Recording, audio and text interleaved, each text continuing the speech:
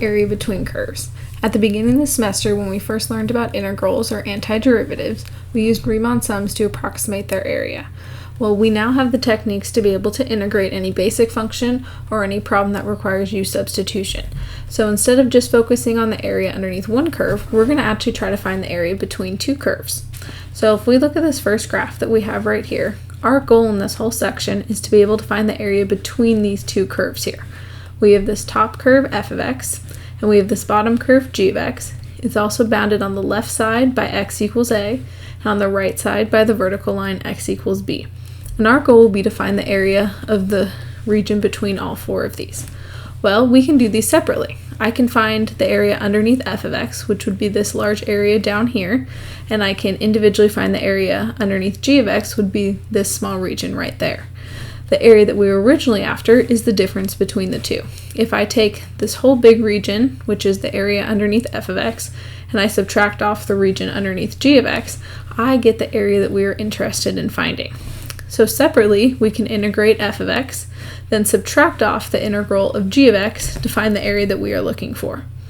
We can do those individually, or we can actually combine this into one integrand since the bounds are the same. So for us to figure out the area between those two curves, it's going to be the integral of f of x minus g of x with respect to x. And this will work for any two curves that we have. So if we consider f of x to be our top curve and g of x to be our bottom curve, so f of x is greater than or equal to g of x in between a and b, then the area bounded by those two graphs is going to be the integral from a to b of f of x minus g of x with respect to x.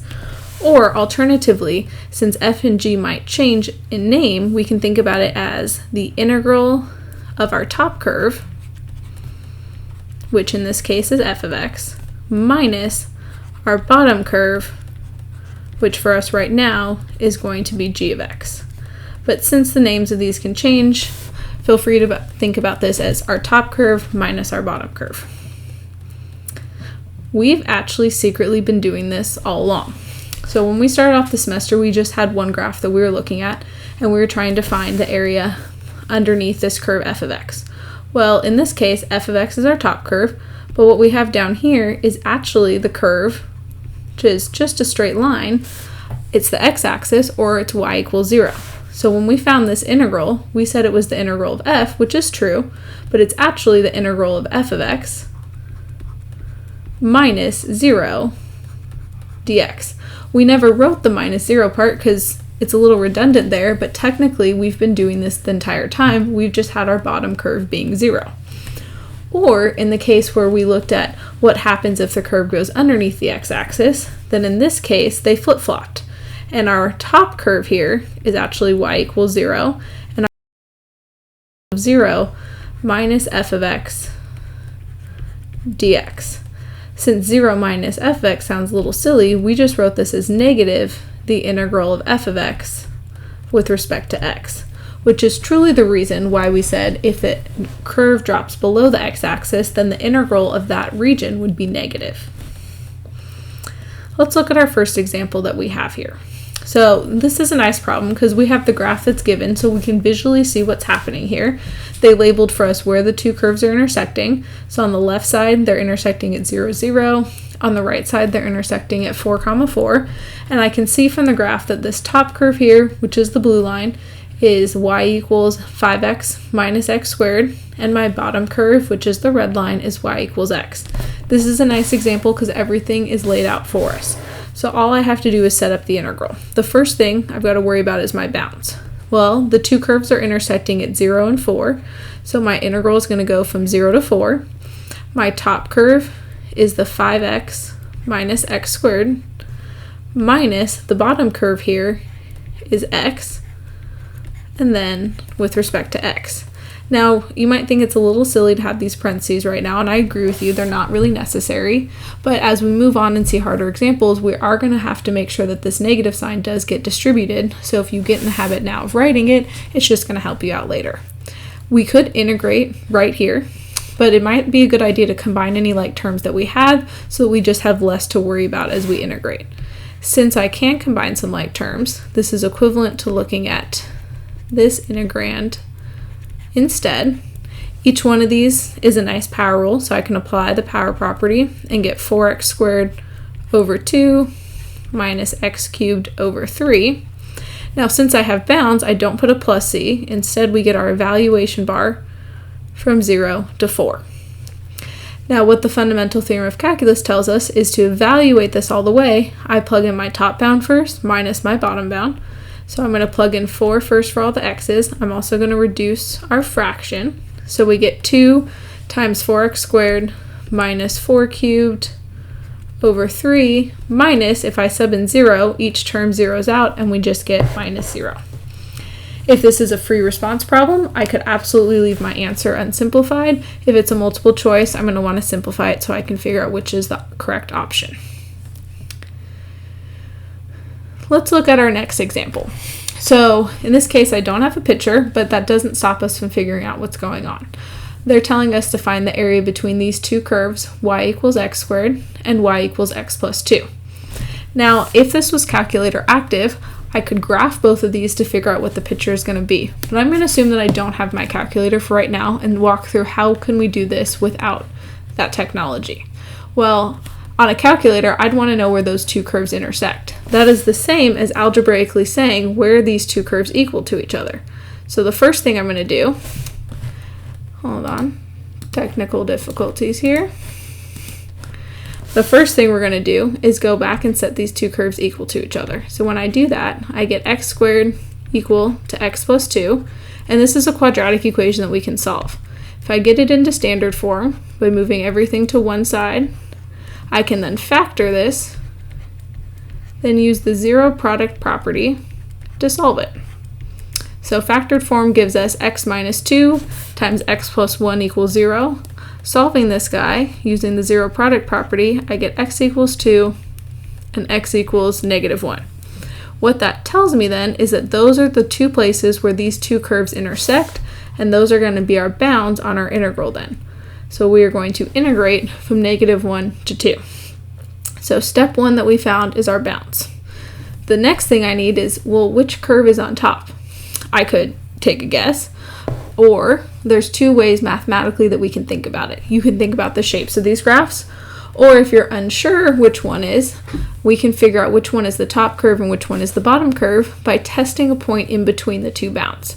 So I'm going to take x equals 0, since that's a very nice value in between our two bounds, negative 1 to 2, and I'm going to plug it into each function. So if I plug it into the first curve, I just end up getting 0, and if I plug it into the second curve, I end up getting positive 2. Since positive 2 is the larger value here, that tells me that y equals x plus 2 is our top curve. So if we go up here, I'm going to have x plus 2 as my top curve minus my bottom curve, which will be x squared.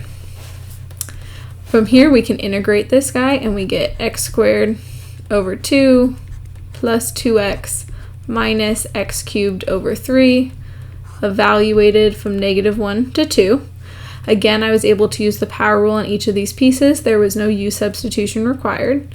From here, using the fundamental theorem, I can plug in my top bound first to get 2 squared over 2 plus 2 times 2 minus 2 cubed over 3 minus, now I have to make sure I have these parentheses before I plug in my lower bound, so I subtract off the entire quantity. I get negative 1 squared over 2 plus 2 times negative 1 minus negative 1 cubed all over 3. Make sure that you've got not only the parentheses that go around the entire quantity, but also negative 1 is being squared here and being cubed here, so we want to make sure it's all in parentheses. Now I know that this was a harder example than the last one since we didn't have a graph to go off of, but using our algebraic skills, we can set the two curves equal to each other to figure out where these two curves are intersecting. Those then give us our bounds, which is how we got negative 1 and 2.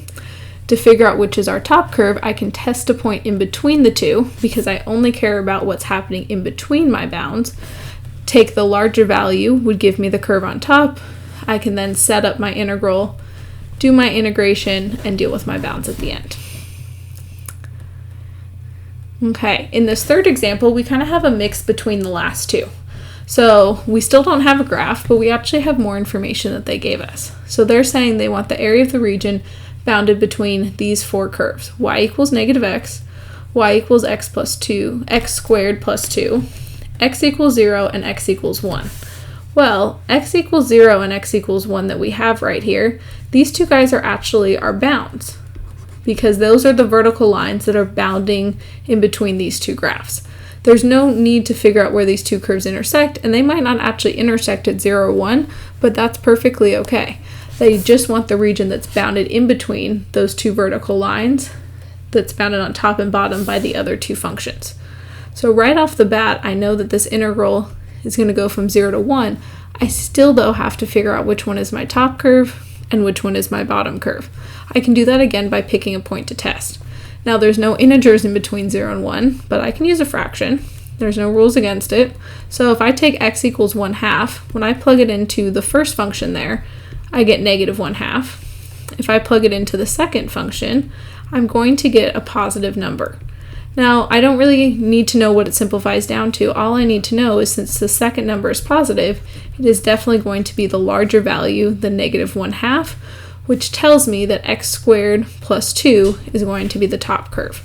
So back in my integrand then, I know that x squared plus 2 will be coming first, minus my lower curve, which will be the negative x. This is one of those cases where you do need the parentheses unless you want to go ahead right away and just write plus x. Now there's no like terms to combine, so I can go ahead and integrate, and we get x cubed over 3 plus 2x minus x squared over 2, evaluated from 0 to 1. This is again a basic integral. There was no need to do a u substitution. I can sub in my top bound first, and I get 1 cubed over 3 plus 2 times 1 minus 1 squared over 2 minus, subbing in my lower bound, is just going to give me 0 for all of those terms. If this was a free response problem like it is, I'm going to leave it unsimplified. If it's a multiple choice, we can combine those like terms to figure out which of the options is correct. Coming to our last example here, we're back to being given a graph. So we have this graph to the right, and the problem is asking for the area of the shaded region. Well, what's different here is that we actually have two shaded regions. I've got the shaded region on the left and the shaded region on the right. On the left side, this pink curve is our top curve, which is the 2x cubed minus x squared minus 5x. But then on the right side, it flip-flops, and our top curve is now this negative x squared plus 3x. Because the top curve and the bottom curve flip-flop between the two integrals, I actually have to find the two areas separately. So the other thing that I have on the graph is where it's bounded by. They intersect first at negative 2 comma negative 10. They then intersect at 0, 0. And lastly, they intersect at 2 comma 2. So we're going to go ahead and set up the area by this using two separate integrals that we get. So on the first integral that we're going to have, we are going to integrate from negative 2 to 0. Our top curve here is the cubic one, so 2x cubed minus x squared minus 5x, minus the bottom curve here is the negative x squared plus 3x. Make sure again that those are in parentheses. This integral right there is representing the area of this region. To figure out the other one, I'll set up the other integral, and I'm going to add the two together. So plus the integral from 0 to 2 of negative x squared now, plus 3x, because that's the top curve, minus our bottom curve is the cubic.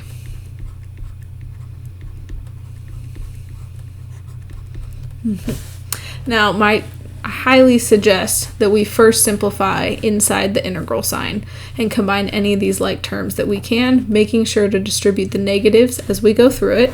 So if I simplify the first guy, I still have the integral because I have not yet integrated. I'll have a 2x cubed, but when I distribute the negative sign, the x squareds will cancel out, and I'll end up with negative 8x dx. Plus, on the second integral, I'm integrating from 0 to 2. Again, I'll have a x cubed piece still, but the x squared terms will cancel, and I'll end up with plus 8x dx. Now, it shouldn't come to a surprise that these two integrands look really, really close and really, really similar. Unfortunately, they're not identical, which is why I cannot combine them into one integral. But they are similar because all that happened was that the top and the bottom curve flip-flop places, so they should be off by a negative sign, which they are. Separately, we can integrate both of them using the power rule, so I get 2x to the fourth over 4 minus 8x cubed, not 8x cubed, I'm sorry, 8x squared. Let me grab the eraser real quick. 8x squared over 2, evaluated from negative 2 to 0. Now, I have to do the evaluation bar here because I'm done with this first integral. So because I found the antiderivative here for this first piece, I have to go ahead and evaluate it. Plus, and then separately, I'm integrating the second integral. And likewise, this guy gets evaluated on its bounds. And now individually, I'm going to sub them in. So the first thing I'm going to do is sub in the 0 into this first integral, and when I do that, I actually just get 0 out, minus, I'm going to sub in negative 2 into this first integral, and I get 2 times negative 2 to the fourth over 4 minus 8, negative 2 to the second over 2, and this right here, this piece was our first integral. Now, adding to it will be our second integral, and I'm going to sub in my top bound first. So I get negative 2 times 2 to the fourth over 4 plus our 8 times 2 to the second over 2. And then in this case, when my bottom bound goes in, I just get minus 0 on this piece. And this second piece then is coming from our second integral that we get. So yes, this one took a lot more work as we went through it because we ended up with two separate integrals, but conceptually there's not too much going on. It was also nice that we got the picture to go with it to be able to figure out our top curve and our bottom curve just from the graph versus having to test a value and find the bounds in between.